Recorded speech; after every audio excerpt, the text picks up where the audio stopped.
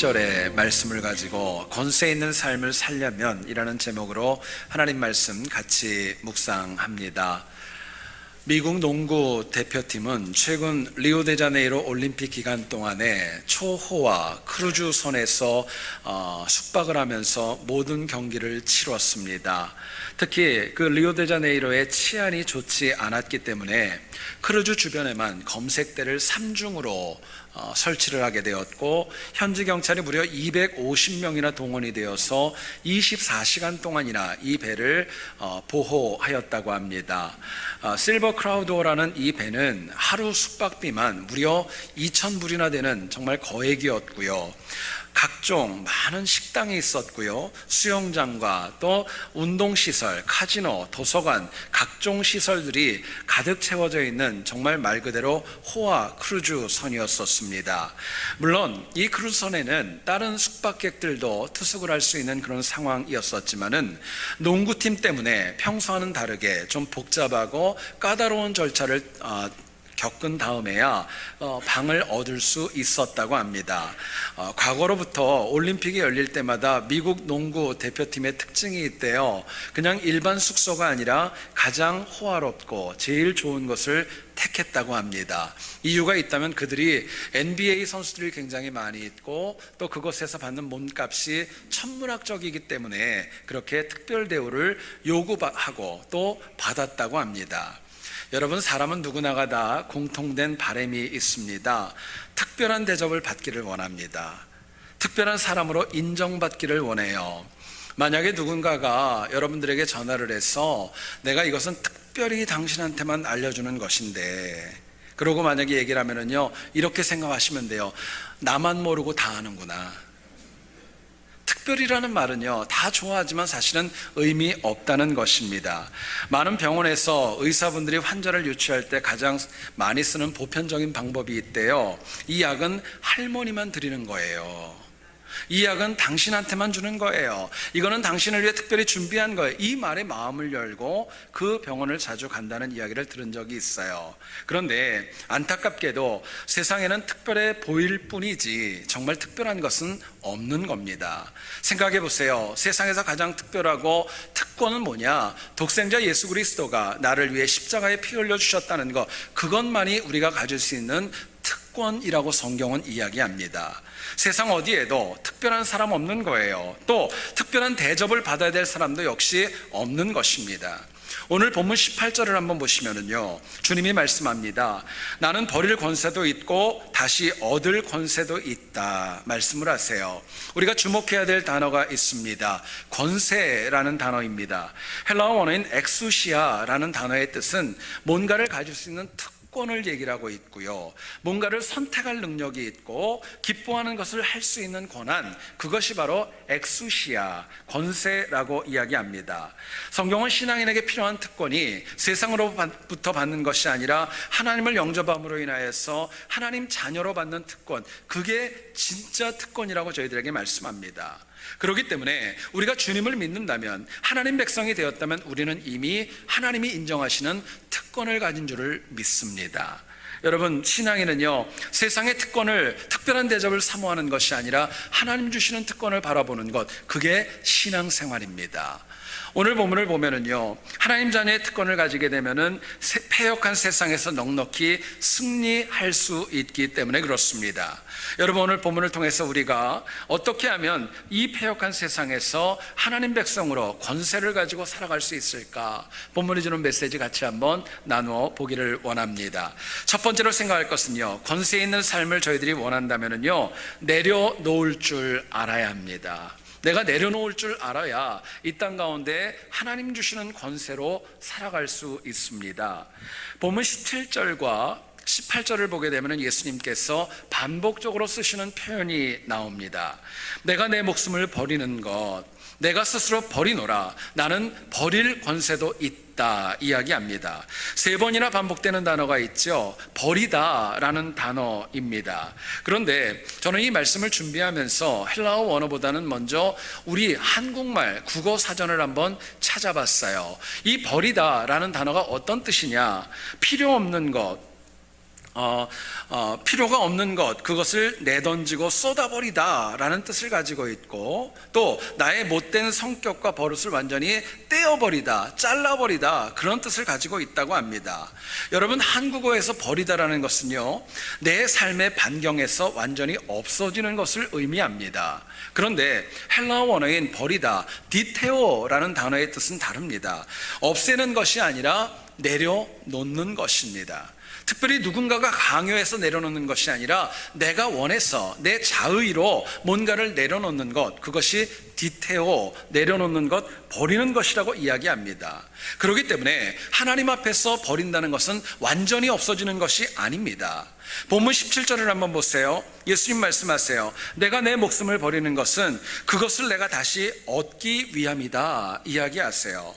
주님께서 우리에게 말씀하십니다. 주님도 버리는 이유가 있는데 다시 얻기 위함이고, 하나님이 주시는 더 좋은 것을 얻기 위하여서 디테오, 내려놓는다라고 주님은 말씀하십니다.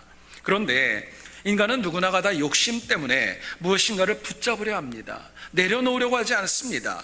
조금이라도 내게 좀 유익이 있고 이익이 있다면 더 나아가려고 하지요. 멈추려고 하지 않습니다. 한 번 더 생각하려고 하지 않고 그냥 무작정 나아갈 때가 우리에게 얼마나 많이 있는지 몰라요.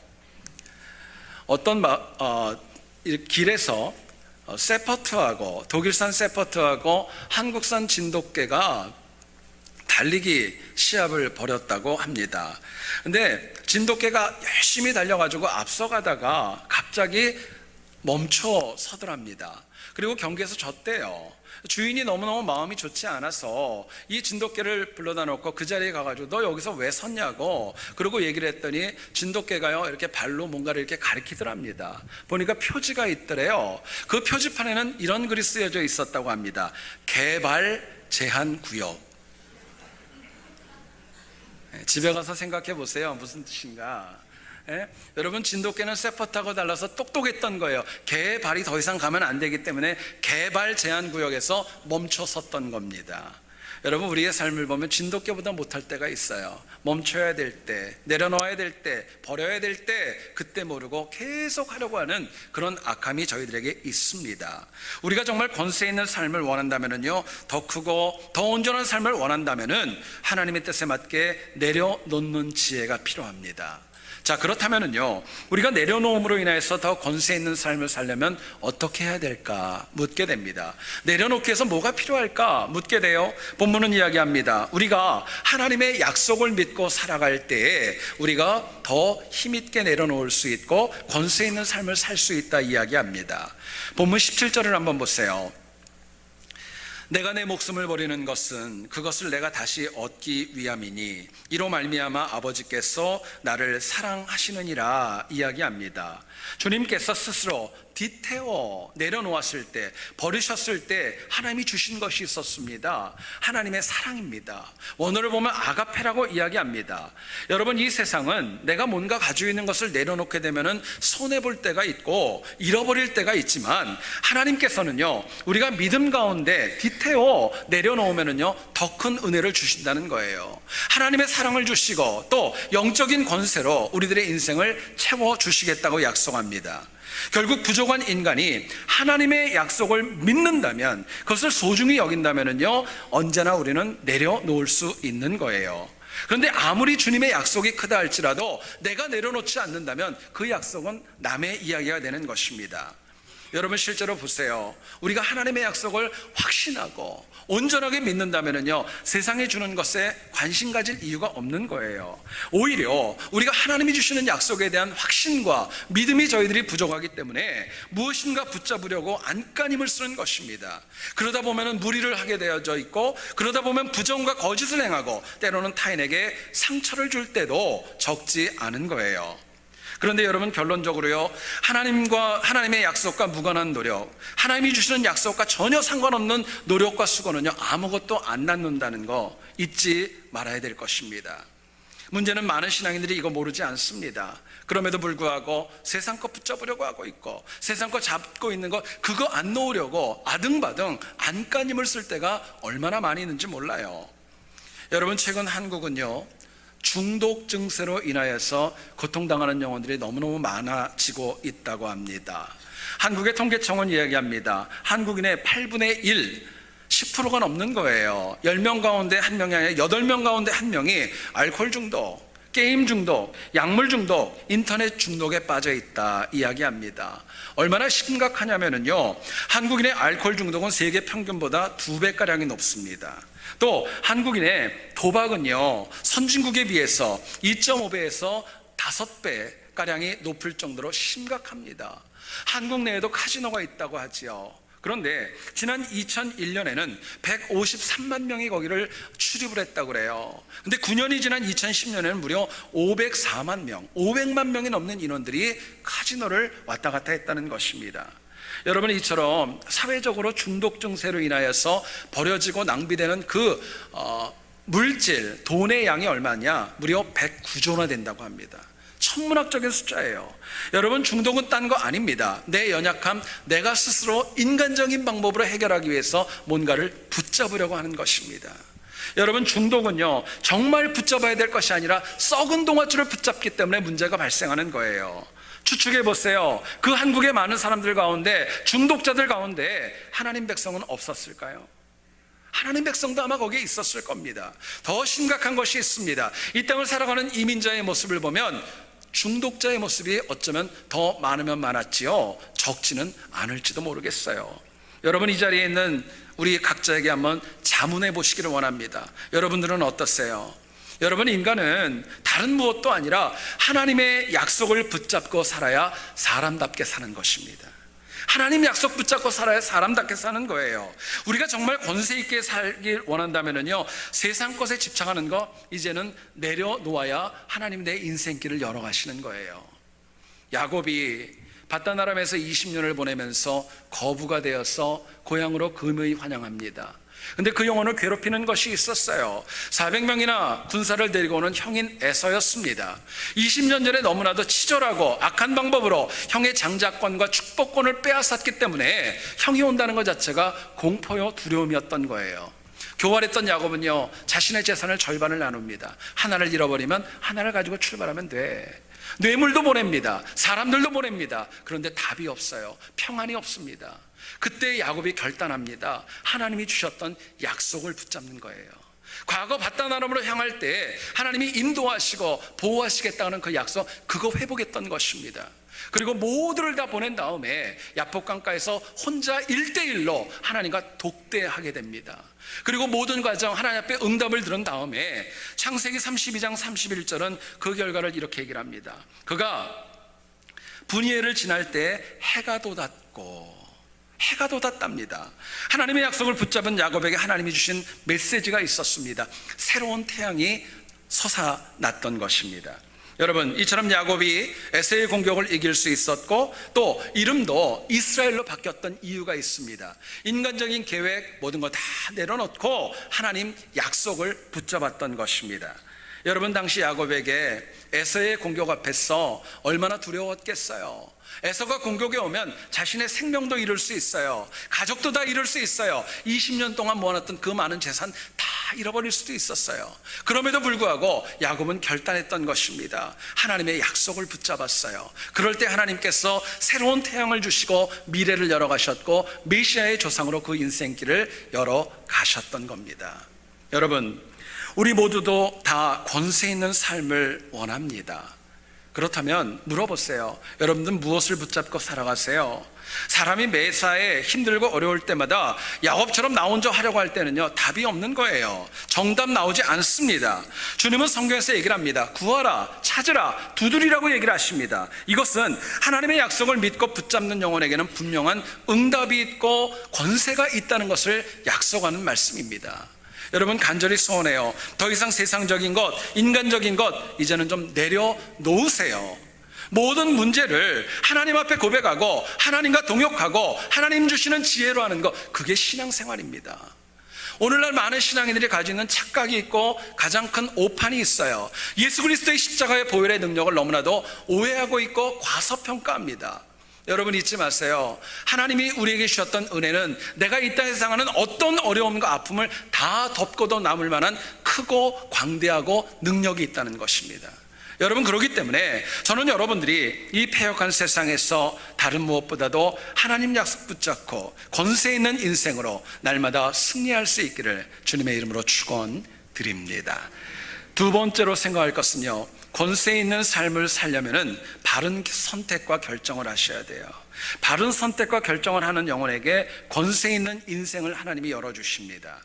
오늘 본문을 보면 예수님을 향한 두 가지의 상반된 의견이 나옵니다. 본문 20절을 보세요.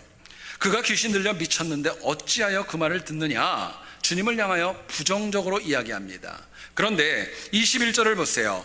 귀신 들린 자는 맹인의 눈을 뜨게 할 수 없다는 거예요. 예수님 귀신 들리지 않았다고 긍정적인 시각으로 주님을 바라보기 시작했던 겁니다. 두 의견은 갑자기 나온 거 아닙니다. 그들이 보고 체험했던 것이 집약되어져서 나왔는데 가장 큰 차이점이 있습니다. 하나는 옳고 하나는 틀렸다는 거예요. 여러분, 잘 들어보세요. 잘못된 선택과 결정은 권세 있는 삶을 남이 막는 게 아니라 내가 막는 것입니다. 그러나 하나님 주신 지혜로 바른 선택과 결정을 하면 하나님 주시는 권세를 가지고 내가 이 땅을 승리할 수 있다고 말씀하세요. 여러분, 우리가 이 땅을 살아갈 때 매일같이 그래요. 사실은 매 순간마다 무엇을 선택할까, 무엇을 결정할까, 그 기로 앞에 우리들이 서 있습니다. 여러분, 점심시간에 식당 가도 그렇잖아요. 짜장면을 먹을 것인가, 짬뽕을 먹을 것인가, 이거 가지고 굉장히 고민합니다. 그래서 요즘은 뭐 짬짜면이 나왔다면서요. 여러분, 참 재밌지 않아요? 냉면 먹으러 가서도 여러분 어때요? 그냥 아무거나 시켜 먹으면 되지, 비냉이냐 뭐 물냉이냐, 이거 가지고 부부가 다투는 거 봤어요. 참고로 저희 부부 얘기는 아니에요. 예? 이런 거 가지고 굉장히 많이 다퉈요. 뭐 순두부를 먹어도 뭘 먹을 거냐, 햄버거냐, 피자냐, 뭐 얼마나 많은 옵션이 우리들에게 많고 선택이 있는지 모릅니다. 근데 여러분, 중요한 것은요, 바른 선택을 하셔야 하나님이 우리의 인생길을 열어가시는 겁니다. 내게 유익이 있고 내게 유리하고 내게 편한 거, 그거는 바른 선택 아닙니다. 잠언을 보면은요, 8장 18절에 하나님 말씀합니다.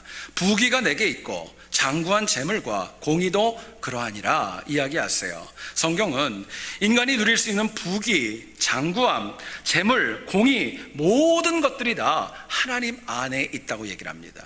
그렇기 때문에 하나님이 기뻐하시는 선택, 하나님이 기뻐하시는 결정 가운데 하나님께서 우리에게 은혜의 길을 열어가시는 거예요. 자, 그렇다면 우리가 바른 선택과 결정을 하면서 권세 있게 살려면 뭐가 필요할까요?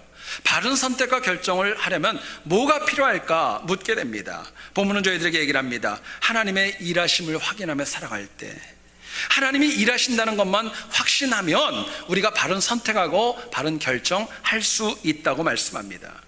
본문을 보세요. 같은 장소입니다. 같은 시간이에요. 같은 분에게 같은 말씀을 듣습니다. 그런데 예수님을 귀신 들린 자로 본 영혼은 하나님의 일하심을 다 부인합니다. 믿음이 있을 수가 없겠죠. 역으로 하나님의 일하심을 인정한 영혼은요, 주님을 영접하고 하나님 주시는 자녀의 권세를 가지게 됩니다. 여러분, 요한복음 5장 17절은 얘기를 하십니다. 하나님께서, 내 아버지께서 이제까지 일하시니 나도 일한다 말씀하세요. 여러분, 여기서 헬라어 원어인 일하다, 엘가조마이라는 동사는 현재형으로 되어져 있습니다.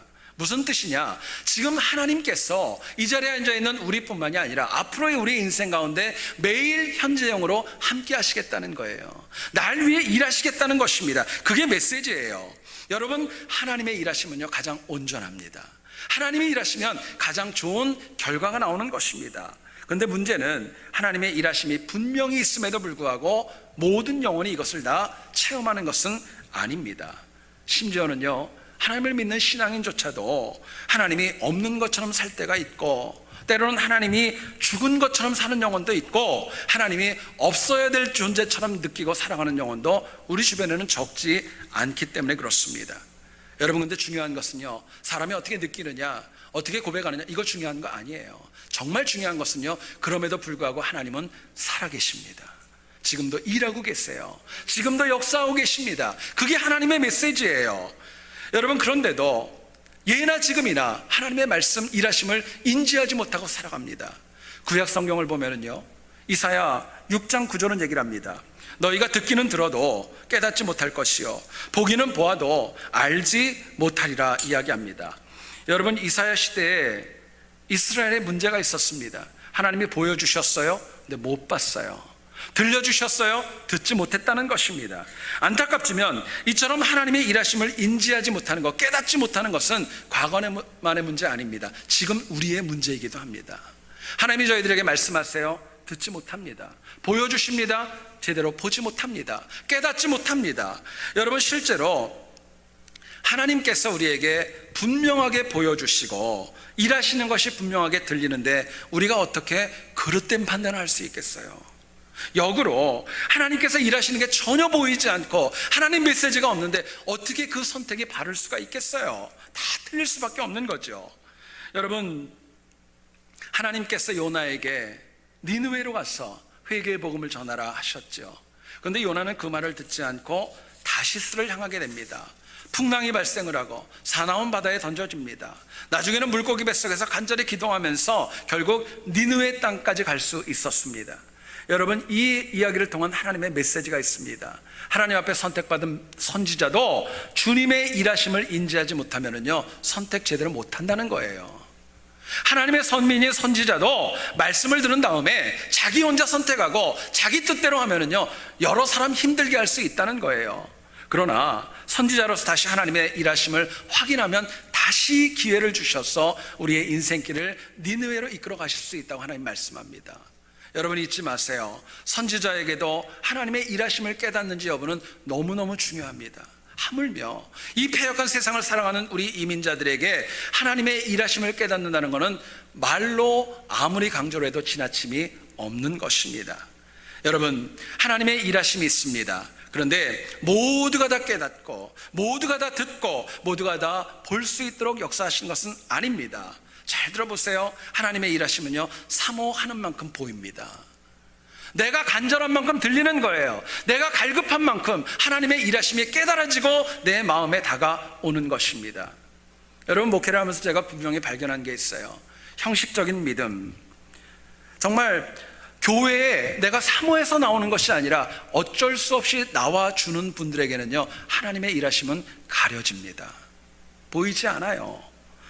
여러분, 실제로 매주 교회에 와서 하나님 말씀을 듣는데 하나님의 일하심을 체험하지 못한다면 그거는 시간 낭비입니다. 안타까운 거예요. 나중에 하나님의 앞에 섰을 때 내가 얼마나 잠들었던 시간에 대한 책망과 후회가 적지 않겠습니까? 여러분, 잊지 마세요. 인간은요 하나님 안에 있을 때, 그럴 때 비로소, 하나님을 찾을 때 비로소 우리가 승리할 수 있고 넘어지지 않는다는 것입니다. 일하심을 체험해야 우리의 능력과 우리의 삶이 은혜로 승리할 수 있다고 말씀합니다. 여러분, 많은 분들이 보통 위험한 사고는 어떤 특정한 장소, 좋지 않은 곳, 좀 깨름직한 곳에서 일어난다 생각을 합니다. 그런데 미국 통계청은 이야기예요. 1년에 여러분 미국 사람 가운데 3만 명 이상이 병이 아니라 집안에서 사소한 사고로 사망한다는 거 아세요? 3천 명이 아니라 3만 명이에요. 1년에. 그리고 더 나아가서는요 가정에서 일어나는 어떤 사고로 인하여서 정말 몸을 많이 상하고 다치는 영혼의 비율이 20%가 넘는다고 합니다. 사고는 어떤 특정인이나 노인과 환자에게만 일어나는 거 아닙니다. 실제로 한번 가만히 보세요. 나는 사고 안 당하려고 아무것도 하지 않았는데요 옆집이 사고를 쳐요. 옆집에서 문제가 생겨요. 누군가가 문제가 있어가지고 그 악영향이 나에게 올 수 있다는 것입니다. 여러분, 인간은 그렇기 때문에 어떤 사고와 위험으로부터 누구도 자유로울 수 없어요. 그렇기 때문에 우리에게 필요한 것이 있습니다. 하나님의 일하시고 보호하심이 필요한 것입니다. 그게 필요한 거예요. 여러분, 하나님의 일하심은 내가 계획한 것보다 언제나 앞서가십니다. 하나님의 일하심은요 우리가 이해하지 못해도 때로는 우리의 앞에서 내가 원하는 길인데 하나님이 막으실 때도 있어요. 때로는 원치 않는데 열어가시면서 하나님이 일하실 때도 있는 것입니다. 분명한 것은 하나님의 일하심이 없다면 어느 누구도 안전할 수도 없고 열매를 맺을 수 없다는 것입니다. 여러분, 이것은 우리 개인뿐만이 아니에요. 우리의 가정도, 우리 후손도, 역사와 사회와 국가와 모든 것이 다 마찬가지입니다. 결국 우리가 부족하고 연약하지만 하나님의 일하심을 깨달을수록 나의 선택과 결정은 더 온전해질 수 있다는 것 마음에 새길 수 있기를 원합니다. 그래서 우리가 항상 하나님의 일하심을 깨닫고 놓치지 않음으로 인하여서 권세 있는 인생, 권세 있는 삶 꼭 될 수 있기를 다시 한번 주님의 이름으로 축원드립니다.